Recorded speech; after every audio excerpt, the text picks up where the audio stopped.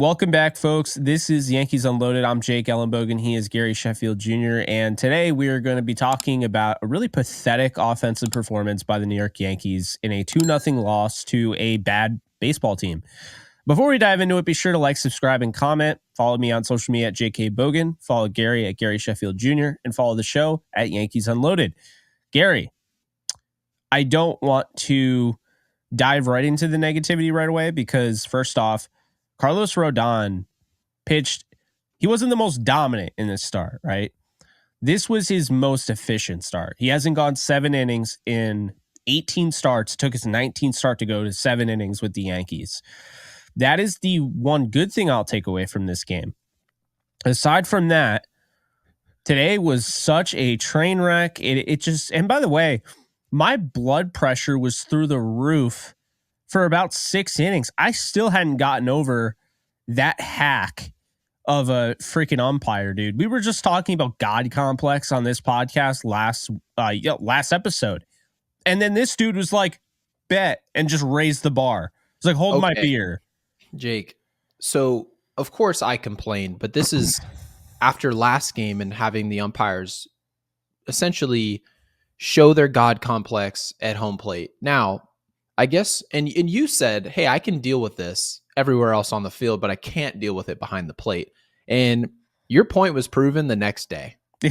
Let's be honest. The next freaking day, it was second batter of the game.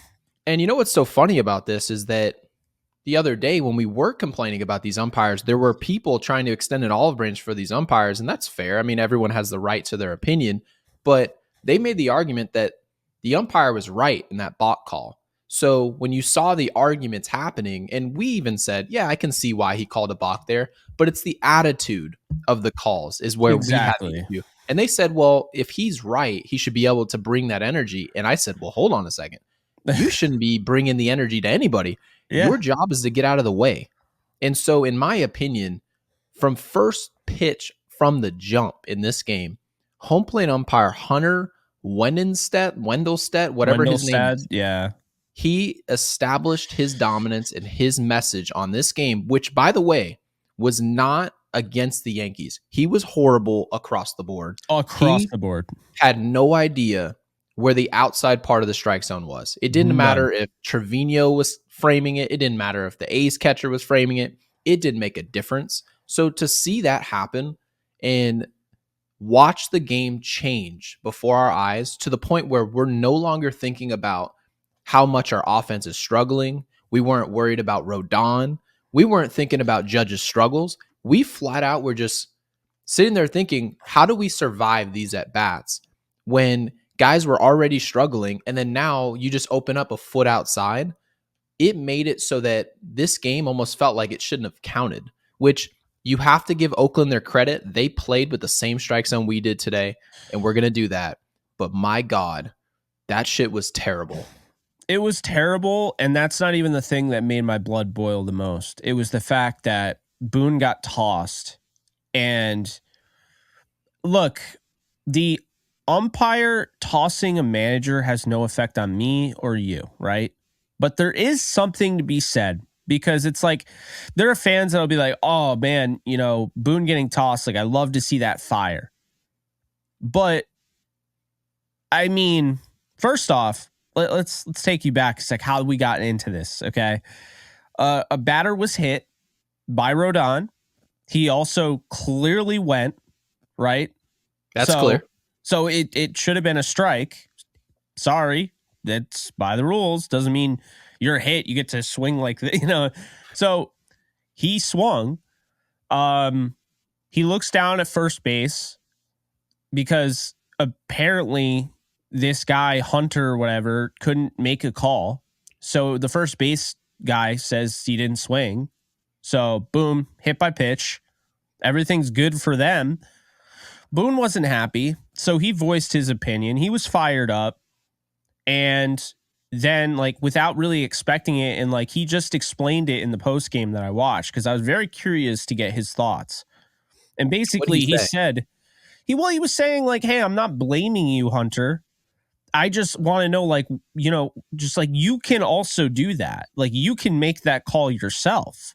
You see it just as good as your first base guy does. He had an issue with the first base, umpire. Right. So that then Hunter took it all personally and said like, well, I'm trying to do this or whatever. Next time you do anything, you're out of here, which I want to get into that, but down the line. So next thing we know, they're on to the next batter. Ruco is laughing on the broadcast. He's like, "Oh, okay. All right, Hunter." It's like, and they're just calling him by his first name too, which is kind of funny. They went full board just making fun of the guy, which you normally don't see because most often when you watch a broadcast, it's very professional, but they try to keep, and we're not calling them unprofessional. No, but I would have done the same thing. What do you do? You have to. So unorthodox today. It wasn't baseball. And I think that it was established at Yes Network right off the bat. Oh, okay. We thought we were watching Yankees A's and we're really watching Yankees A's and Hunter. That was what it was. And they did a great job, I thought, of like kind of clowning the guy because look, if you act like a douchebag, you deserve to be treated like a douchebag. I don't care who is in the booth or not. I mean, the guy had a full-on God complex, and I haven't even gotten to that part. I mean, you guys know, you saw the video probably. Aaron Boone gets tossed, and they the funny thing is the Yes broadcast went to bat for Aaron Boone without even having to say anything or do anything. They were zoomed in on him while he's like picking his fingernail or something. And he said, "You're out of here." And he's like, "Are you kidding me? I didn't say anything." It was some fan who was wearing this blue jacket, which that was the memes for that were funny. The best part was that he took off the jacket. He took off the jacket like, oh, incognito mode. Like he said something, still can't read the lips of that guy to save my life. But he said something. Hunter obviously is very emotionally soft. So he tossed Boone. Like he literally he turns around and he just does this. And like the guy's right there that said it in the stand. So I thought he tossed him for a second. It was like, no, he actually threw Boone out of the game. And Boone was like, "Are you kidding me? I didn't say anything." And then this is where my blood boils, okay? Because I don't know what's happening at this moment. You don't know what's happening at home. Yes Network is so confused. They're like, they just tossed out Aaron Boone on the second batter of the game. And then we get the explanation because first off, the audio was so good. It was a little too good because you could hear all the cussing and everything. You get the audio and he says, "I don't care who said it. You're out of here." No, that is bullshit. There's no, I don't care who said it. You clearly took something to the game where you were having a bad day in your pathetic life and you came to the game and you took it out on the first person that you saw. And to me, that's unprofessional, but also I think it's grounds for a legitimate suspension and a fining. You're not doing your job correctly, and now you just put a team at a disadvantage, tossing their manager who can't invoke a game plan the same way that he would want to because now he's got the bench coach running the team. Okay? Do you remember, Jake, what I said bullshit. last time? It is. And you remember the last time we talked about umpiring in general, regardless of who it's against and who it helps. And they're supposed to de-escalate the situation, Gary. He escalated the situation. He created the situation. Jake, this was pitch 2 of the game. So what this proves, okay, if you can say enough in a pitch and a half of baseball, it proves at the very least here, regardless of what side you're on, that the home plate umpire and any other umpire, they're coming into these games with judgments on the managers that they're calling or the teams. We very, very clearly know Angel Hernandez has a gripe with the Philadelphia Phillies specifically.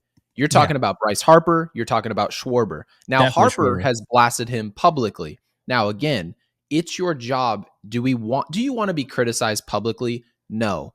Is it part of the human element where you're openly criticized and now personally you're going to change how you're doing your job? Yes, that's part of the human element. And again, this is what we're arguing shouldn't be allowed in Major League Baseball. And if there are going to be humans in this game, you need to hire only the humans who best get rid of that complex. where they're going to go into the past and they're going to judge you and call the game according to who they think you are.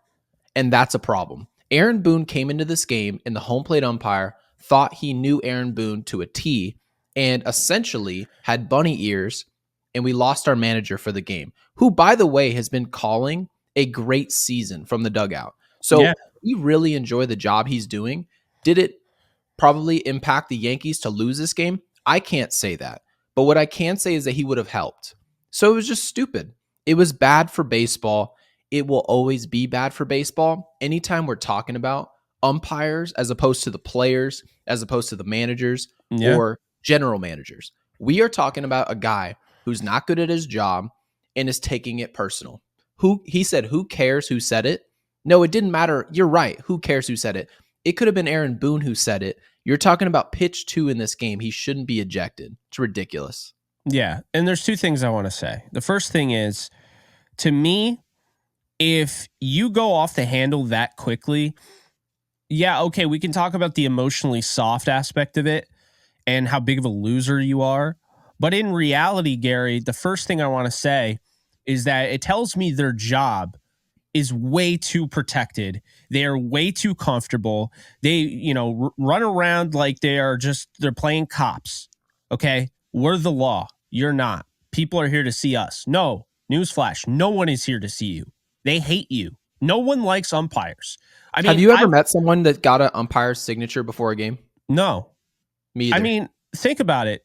The umpire that called that strikeout, the viral video, it was like a single A game or maybe even a high school game.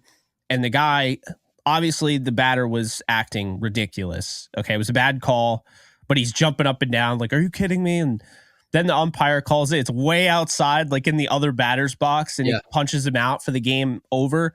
That's awful. And that's again, what we're talking about. And then, there's plenty. I mean, the guy who threw the viral video that went around, it's from years ago. Never forget the guy that threw out the organist because he played Three Blind Mice. Did you ever see that? Oh, yeah, I did. And they did that at Grand Canyon. I was actually at a Grand Canyon baseball game, and they did that exact same thing. And to be honest with you, this is a job, and umpiring is not the only job in the world that requires patience. It requires you to have the professional ability to understand, I'm going to be treated in a certain way, and I need to maintain professionalism. Exactly. And if you can't do that, it's like being a waiter and you have a rude customer. If you have a rude customer, that doesn't give you grounds to put your hands on somebody. It doesn't give you the grounds to start arguing with somebody. You know what happens when somebody is rude to you in customer service? Because I personally have worked in customer service. You go get somebody else to help. That's what happens. You don't get to just decide how you're going to deal with it.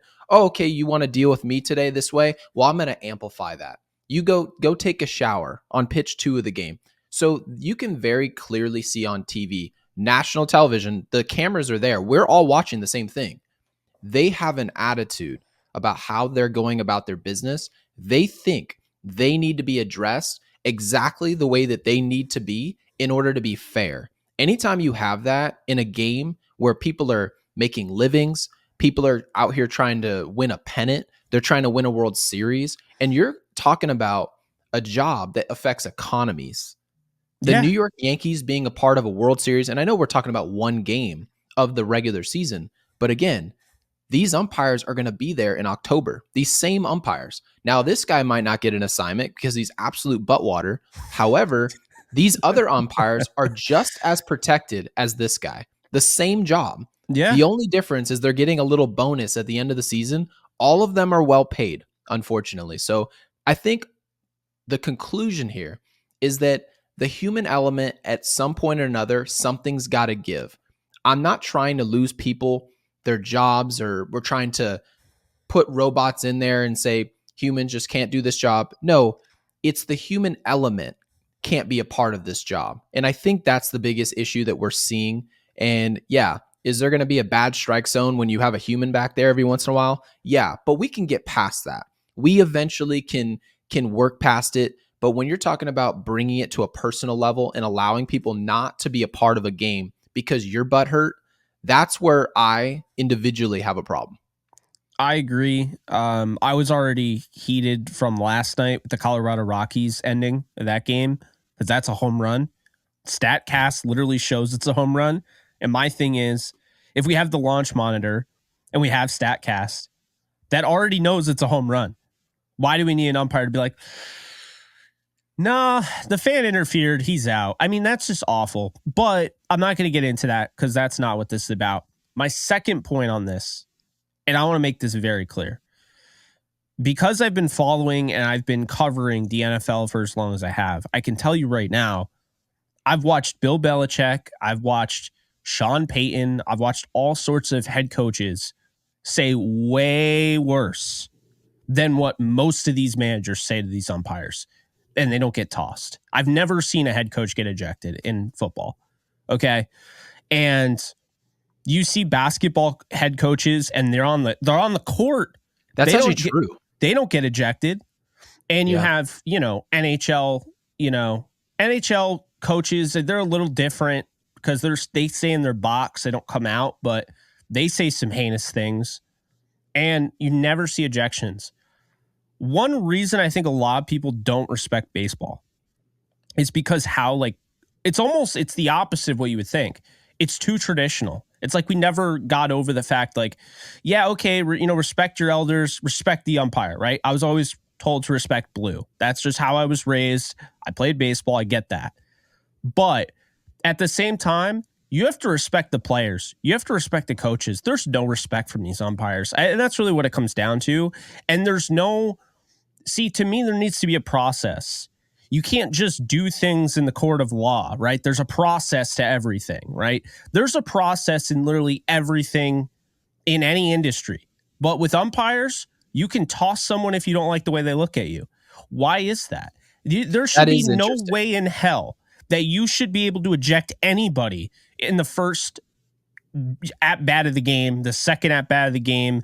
And to me, there should be a checks and balances thing here. Like, I give you a warning.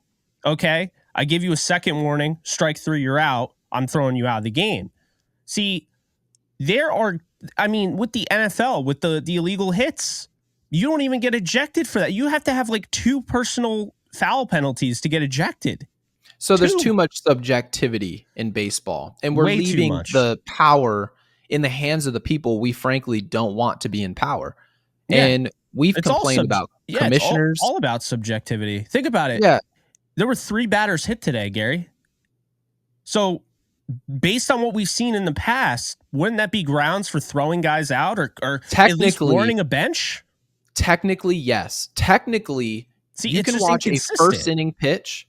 So we have to be literal here, because I think as podcasters, we need to remember there's something literal happening here that needs to be addressed. And you're actually scratching the surface of it right now, talking about the NFL and the fact that they can't eject anybody, like pretty much ever. Yeah. Right? So unless there's like a technicality that literally means you have to leave. Now, having said that, when you're talking about baseball, someone can get hit in the first inning, which you just brought up. There could be a first pitch, let's just say Anthony Volpe gets hit with the first pitch of a game on the road in Boston. And we're talking an October baseball game. He can get hit square in the back. The home plate umpire can have a preconceived notion about the character of the pitcher on the mound, about the character in the dugout. And he can decide solely, not from a committee of umpires, not the first base, the third base, and the guy past second base. No. Him individually. He can make the decision that Anthony Volpe is no longer a part of the game because you looked out at the pitcher. You stared out at him too long, and I thought that you were going to escalate the situation, so I think you should be gone. Now, That's literally what we're looking at when it comes to the way that Major League Baseball is governed. It is ultimate power when it comes to umpires. Now, the question is, how do we relinquish this power? Do we fire them? Do we fine them? Someone on the broadcast today said, this is grounds for a suspension. In my opinion, it is grounds for a suspension, but let's be clear. This is someone who's probably been on the job for a long time. Once you do this, maybe once or twice, they have got to find a better person for the job. If it's personal, you can't do this job. Once you've proven to me that you can operate under a personal level when you're talking about freaking baseball, a children's game. We're all just dressing up, having fun. This is baseball. If you're taking it personal because someone doesn't like the call that you made, something's wrong with you and you shouldn't be a part of this. I'm sorry. That and I'm not sorry. But Yeah. No, again, I know. you brought up a point about the NFL. There's no grounds to eject Bill Belichick. Bill Belichick can mother F you all day long. And guess where he's standing? Right on the sidelines to mother F you for As the long as you second, don't third, hit and the fourth ref, quarter. you're good. Correct. But no Which one is ever hits exactly the what. umpire and they still Never. get tossed. Have you seen Bryce Harper punch Angel Hernandez before? I'd pay to see it, but no, I have not. We were talking about Logan Paul. I'm like, to hell with Logan Paul. I need to see Bryce Harper and Angel Hernandez in the ring. Oh But my no, but let's God. be serious. We've hardly ever seen it where someone bumps an umpire. It's like once a year, max. Yeah. And it's like ridiculous dudes in the league that you would predict would do it. But again, I know for a fact Aaron Boone's not going out there and putting his hands on anyone. You know what he's doing? He's saying we're savages in the box. And him doing that is grounds to go take a shower. Get the hell out of here. Yeah. It's stupid, man. It is stupid. And you know what? This game wasn't really that intriguing. So I'm glad we covered most of that because I think it's a real issue in baseball. And I think, I saw some things like where, you see some comments on Twitter and it's these people that don't follow baseball. A lot of the NFL accounts were reposting it. And I was surprised to see how many said, I was thinking about getting into baseball, but I don't think I could deal with this. And you see what I mean? It's just like, there you go. It turns people off. It's the same thing. Like you have the people that are like, man, I used to love watching the NBA, but it's just always free throws, I mean, this is true. I think at some point or another, there needs to be a serious overhaul. And you kind of mentioned it last episode, like, okay, Rob Manfred's not going to be around forever. I think the next person that comes in is going to have something big done about the umpires because I just don't think umpires in 2024 aren't even necessary. I mean, we already talked about that.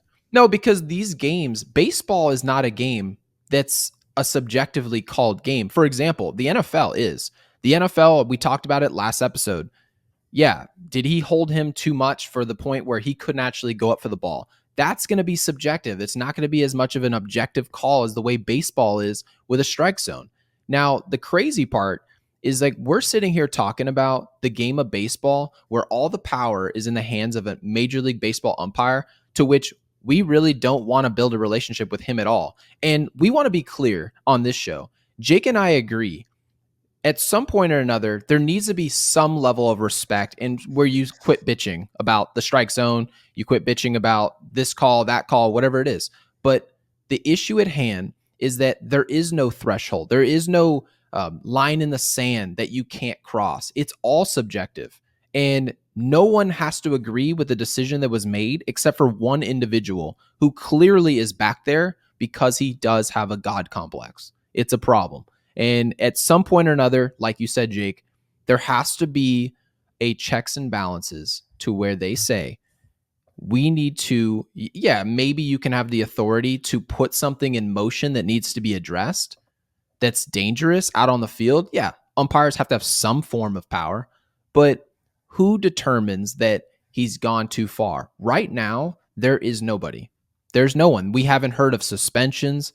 The only thing we've heard of is the worst umpire who lives today, who is walking this earth just like you and I, Jake, is Angel Hernandez. And he's not only losing his job, he's suing Major League Baseball. He sued Major League Baseball because he wasn't getting essentially tasked with postseason ball. That's actually happening. So that's how nervy these guys are. So just in case you guys thought these umpires were like, we're doing a shit job, but we're protected by this. No, they think they're doing a fine job. They do. They really do. They think they're doing an excellent job because they, for the most part, in comparison to these other umpires, do a good job. But just because you're better than someone else who's shit at it doesn't mean you're good. It just means that humans in general need to be phased out of this line of work, not all lines of work. That I don't want you a part of this shit. No, absolutely not. And I mean, I'll take it a step further. When you're looking at just all the gambling stuff that's hovering over baseball right now. With the Otani, Ippei, I don't even know if I said his name right. All that stuff, right? Close And enough. you see it in you see it in basketball. Jonte Porter just got banned forever. You saw it in football. Calvin Ridley had a season ban. He just came back that past year, but he had a season ban. And you also had other guys. I mean, so what I'm getting at here is that right now, sports gambling is bigger than it's ever been. And I also was seeing comments on social media like, man, something about this feels off. Like, why is the manager of a team that is an odds 215 favorite getting tossed in the second pitch? And you could say, all right, that's ridiculous, baseball isn't rigged or anything, and that's not what I'm saying, but you have a lot of that hanging over your head already. Having any of these things, and it doesn't necessarily have to be this occurrence, the one last night with Colorado, I mean, people are genuinely starting to be like, hey, hold on a second, pause. I don't like the way this played out. This feels like this has something to do with Vegas. And because it's when like, the integrity is compromised, at the very least, the second that the door is now open, that's a bad thing. Not if it's like concluded, just the fact that you do see, like you said, dudes on the Raptors, like even saying, hey, he seems like he's rigging the game. You know what someone would have told you? That's pretty far fetched, man. And then it yeah, turns out one of his best buddies is missing. He's like, hey, I need you to go miss shots on purpose and get the under for 80 grand to go win like $1 million. So again, when that Pandora's box is open, now Major League Baseball, instead of going with it, with the tide, you need to go against that. You need to go against the grain. And against the grain is, hey, just when you thought we could potentially be putting things in motion that could be essentially ruining the integrity of this sport, we're going to go in a more objective direction. And I think that that would probably be smart for baseball. We know, here's what we do know, Rob Manfred will be leaving baseball very soon. Now, it's going to be very interesting where this game goes because, in general, this game is so subjective in a point where I think, and I made this point maybe a few episodes ago, it's harder to subjectively call this game correct the further along we go. Guys are throwing harder. The movement is more ridiculous and pronounced. And unfortunately, we're getting to a position, well, I should say fortunately, because we're getting to a spot where, like you just said, Jake, you just said this, we've got the tech. We've got the tech for to everything. polish this out. Get these dudes up out of here. Put a chip right inside all the bases if they're not already, and you can literally detect who hits the base first using I actually heard about this. It was using like body temperature. You can literally map out where each foot hit and if who hit first, and now you don't need humans. And I mean the same thing with like Colorado wins if you just use a freaking launch monitor. Instead we have to have an old guy look under through the thing and be like, yeah, I'd say he's out because he may or may not have interfered. And I'm like, the ball was going over the fence anyway. Like, he didn't interfere. The ball was going over the fence. The fan just didn't catch it. Brother, humans can't be relied on. Has anyone ever been to jury duty? Oh, and by the way, if you go to jury duty, you're going to be super anti-AI. disappointed. Like, I'm the anti-AI dude, so I'm not like pro technology for everything. So let me make that very clear. I'm not just somebody who wants everything technological advanced. Like, this to me needs to be. This is an upgrade. You can make it better. We've seen the clips, the minor league clips and everything. You can make it better. I'm not going to talk about this anymore because if we continue to do that, we're just going to be called the Umps Unloaded show. So Gary, real quick, because the offense really didn't do much of anything, we'll wrap this up. What were your takeaways? Because I mean, I thought Cabrera had some good at bats. I like the hit Trevino had. Stanton crushed one, pulled it, to the left field, and then of course, Volpe got a hit. Thank God. Good Lord.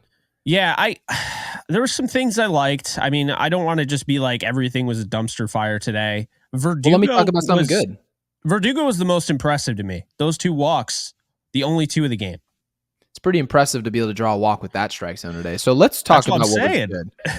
good. I think I agree with you. Let's go in a direction, at least here in the short term. In the next 15 seconds, I'll say something positive. Well, Giancarlo Stanton hit 2 balls hard today, so he looked really good. So I was very happy with what I saw out of him. I know I said yesterday he's seeing a lefty. Said it on the broadcast. He usually sees lefties pretty well, so I love that he was in there, and he looked good. But in general, what was so interesting today is how bad the at bats were against lefties. JP Sears was excellent.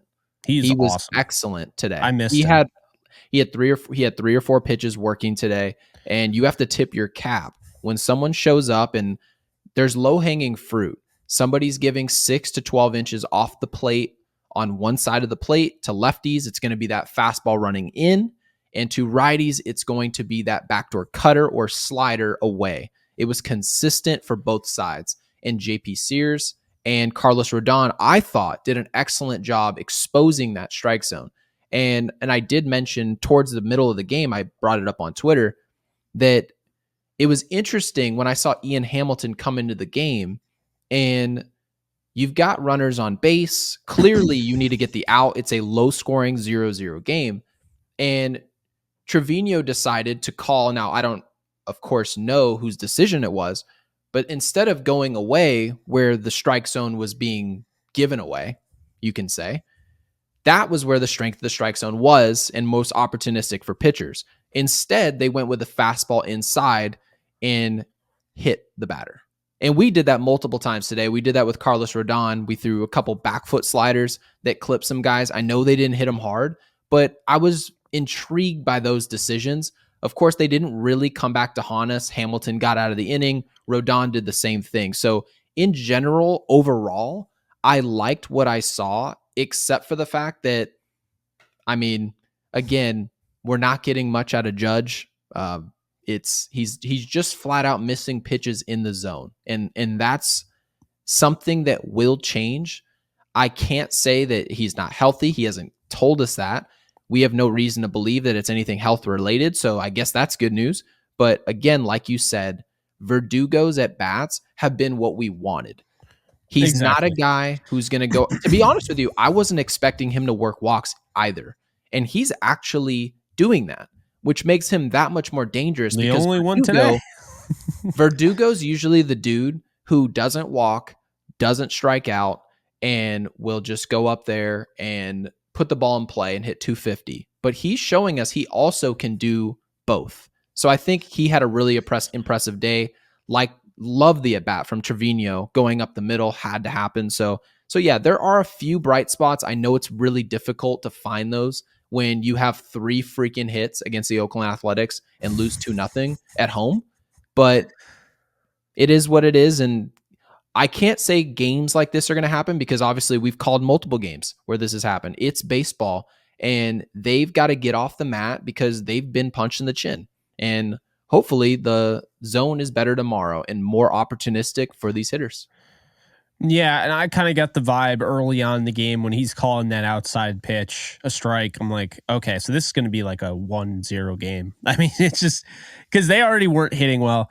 I saw some complaints about James Rowson. Now people want to say that, maybe he's giving him the wrong approach. I could not disagree more. I think Rowson's done a great job. I think at some point we have to hold grown men accountable for the fact that they're just not getting the job done. I don't think it's just Rowson, so I definitely don't think it's Rowson. I don't think it's Rowson at all. I think at some point or another, I think, and this has been kind of a minority view. Not everybody agrees with me. I've said this in every sport. It's not, you can't just blame coaching. It's why oh yeah, you fired the head coach because it's like, all right, well, at some point or another, the grown men that are making millions of dollars have to step up. And I mean, he doesn't go up. This isn't Little League. He's not going to go up there with your ass. That's what I'm saying. It's like too often we just oh yeah, we're going to blame the coach. I'm like, Aaron Judge is a 31-year-old man. Who has he has 8 years in a row under his belt of quality baseball, and you think the hitting coach is the reason? Season. Yeah, nope, the hitting coach is the one. He's telling him the wrong information. Because then, if that's the case, all the positives have to go with the hitting coach as well. The Exactly. hitting But coach then, is just like he's a help. Come on. yeah. And I mean, so let me get this straight. So it's always the hitting coach's fault because he's new. But if like there's a blown save, is it Matt Blake's fault? No one's going to blame Matt Blake. No, they talked about Victor Gonzalez. It was him. Yeah, it's Victor Gonzalez. I mean, it was Victor Gonzalez when he was picking up that ground ball. Man, that was hard to watch. I felt It bad really for the was. guy. He looked really like depressed afterwards. That game was a microcosm of this. That play was a microcosm of this game. Yeah, it was ugly. That was 2023 all over again. So Yankees have been shut out in 2 of the last 3 games. They have the A's again, the second game of a 4-game set. They're already losing this series right now, but they can come back and potentially win it. It doesn't get easier, though. Paul Blackburn has pitched well this series, 2-0 with a 1.08 ERA and a 1 whip. But Marcus Stroman's on the other side. And well, we better hit his ass because I don't want to see Mason Miller again, like you said. Good Lord. Did I not warn people? I talked about Mason Miller way before the Yankees played the A's. He is, I mean, he's like, I would say he's already on that tier with Clase. He is disgusting. His last pitch, I don't know if you missed this game. His final pitch was 103.3 miles an hour. Are you kidding me? I just hope he stays healthy. Baseball needs arms like that, especially this year. But this dude's going to be on the block at some point. You know, it's a matter of when. This guy, if it's this year, the Yankees have to pull out all the stops. They're getting to see him up close and personal. Well, any team who's trying to win games that has no problem investing in players long term should be looking at Mason Miller, not just the Yankees. If you're a team, Philadelphia Phillies, there's plenty of teams out there who need a big. He's already a top 5 closer in baseball. And we're not even trying to jump the gun. We're just talking about stuff. When a dude's sitting 103 miles an hour, you're going to play. I don't care if it's early, if it's late. No. When you watch his stuff, go watch his stuff on TV. You can actually type it in on YouTube. They'll show it to you, some of his minor league tapes. Holy shit.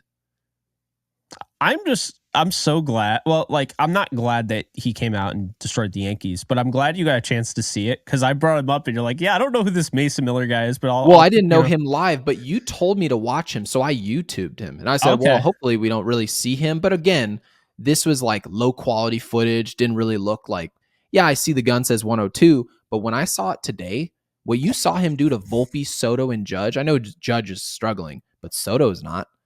No. He just blew those dudes away. He blew them away. They had no chance.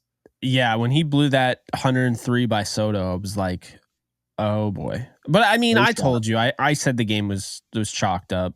Once you're putting in Mason Miller, the game's over. I mean, you got to give him a lot of credit for that. I love that. It's chalked. It's chalked. That game was chalked. Yeah. When you see Mason Miller, the game's about a wrap. And it doesn't matter if you have the greatest lineup of all time. Mason Miller comes in, you're done. Yeah, you're pretty much done. And of course, it's baseball. You still got to throw you strikes and you have a chance. But dude has such great command. You've got to put up runs early. And they said this on the broadcast as well. We got to give them credit. You do have to put up runs early. If you don't, you're going to be punished by seeing arms like this. Arms like Mason Miller will even it out. You're no longer A's Yankees. 6'5", you are even playing pounds. He's a show. He's 25 years old. Yeah. When this guy comes out on the mound, it's no longer Yankees A's. It is we've got something better than what you got. And Yankees versus Mason Miller. Yeah, it's Yankees and Mason Miller show. So let's the Avengers versus Thanos with the Infinity Gauntlet. let's go ahead and score tomorrow. I know we're beating a dead horse, but geez, guys, yeah, let's put it together. Give Stroman some run support. I swear to God, if we get I mean, the starting pitching was great the last 3 games, and the offense put together a total of 5 runs in 3 games so far. That's what we've looked at. I mean, opinion aside, that is exactly what they did. So, yeah, I think Soto's going to set the tone tomorrow. I think he has another really good day. I think, I don't think he's going to let that blown by fastball. I don't think he's going to let that affect him. I think if anything, it's going to fuel him. But hopefully we'll see. Don't want to see Mason Miller again. So put this game away early. Please. They'll throw him out there all 4 games. He's striking out 2/3 of the hitters he's seeing. I hope that people realize that that's the math that we're looking at. Yeah. He is striking out 20 in 10 innings of work. He's striking out 2 dudes every single time he gets out there for an inning. He's really good at throwing a baseball. Yeah, it seems like it's working for him, that he picked the right job. Yeah, it looks like he did. But I think we did too, because this show is fun. Even if it's, sometimes you have a game like this, still able to talk for over 40 minutes about it. I mean, it's fun. So appreciate you guys watching us. As always, be sure to like, subscribe, and comment. And we'll see you guys in the next episode tomorrow. Paul Blackburn taking on Marcus Stroman. Hopefully the Yankees get back in the win column. And like this video.